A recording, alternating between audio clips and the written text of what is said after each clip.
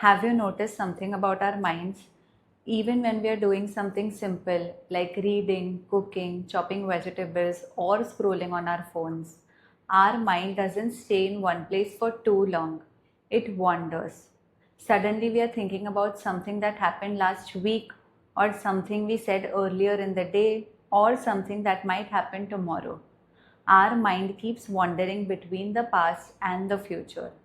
And sometimes certain thoughts keep coming back to us again and again. That is what we usually call overthinking.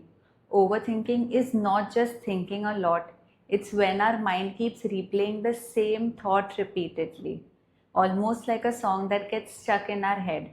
Even when we want to move on, it keeps coming back to us. One reason this happens is because our mind naturally wants closure.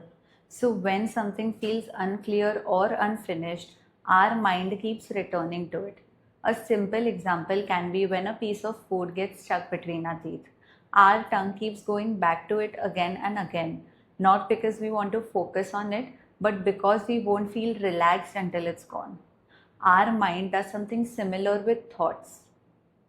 When something feels uncomfortable, unclear, or unfinished, our mind keeps returning to it. It's almost as if we are having too many tabs open on our phone or on our laptop. Even when we are not looking at them, they are silently running in the background. There is something in psychology called the Zeigarnik effect. It says that our mind remembers unfinished or unresolved things more than completed ones. So, when something feels incomplete, our mind keeps bringing it back to us.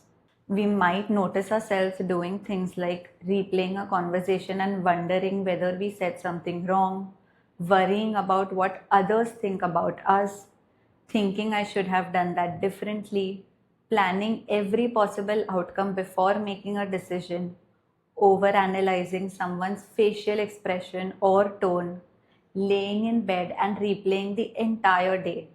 And sometimes our mind even adds meaning to it, like I'm not good enough, I always mess things up, I am a failure. And because these thoughts repeat, they start feeling very real to us.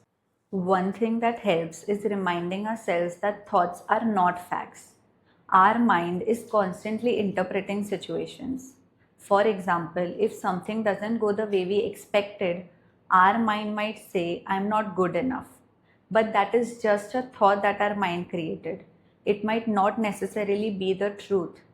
So sometimes we can pause and ask ourselves, is it a fact or is this just a thought that my mind has created? Another thing that helps is mindfulness.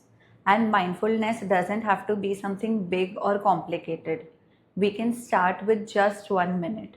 1 minute of simply noticing our breath.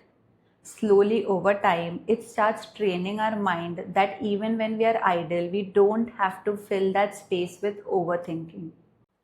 If the mind feels really stuck in a loop, a simple grounding exercise can help. It's called the 5 4 3 2 1 technique. We bring our attention to our senses. 5 things we can see, 4 things we can feel, 3 things we can hear, 2 things we can smell, and 1 thing we can taste.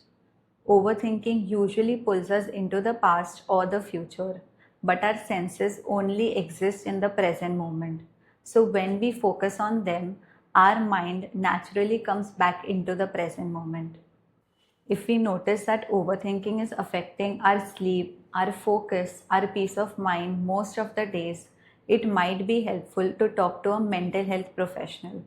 Sometimes having someone guide us through these patterns can be really helpful. Our mind isn't trying to make things harder for us. It's simply trying to understand things and keep us safe. So, when we finally start to understand how our mind works, the thoughts slowly begin to lose its power.